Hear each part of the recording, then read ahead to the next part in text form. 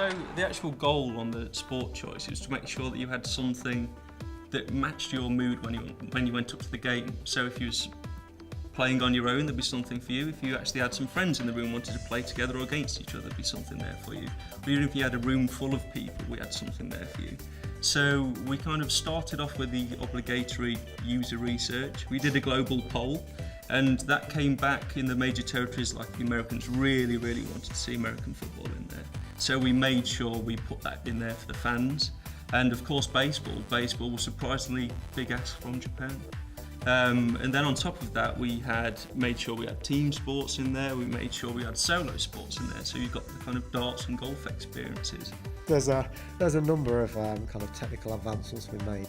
One is what we call machine learning, which was used extensively for golf and baseball, for the golf swing and the baseball swing. So in order to find what most people consider an average swing, we kind of sampled the swing of lots of different people.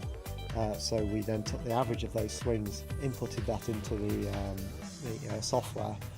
So when the player plays a shot, you're actually matching your gesture against hundreds of other gestures that have gone before.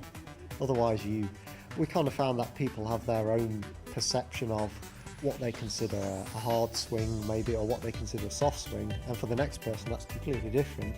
But if we can average that out over hundreds of pre-learned swings, then we can match that better, and the user will end up with a better result that matches what they expect to get. So each of the sports has got the kind of standard single player mode where you're actually playing against AI opponents.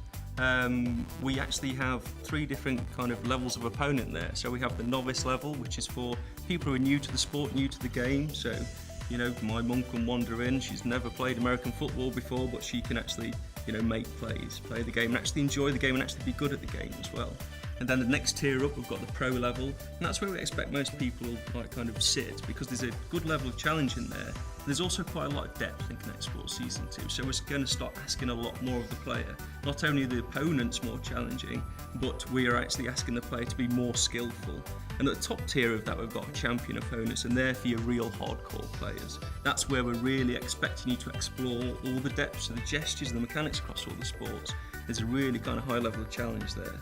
You know, they're the ones that we actually, when we're setting that level, we set them against the guys on the dev team. You know, if we could only just beat them, then we think that's a big enough challenge for the actual people out there who play the game. Only on Connect for Xbox 360.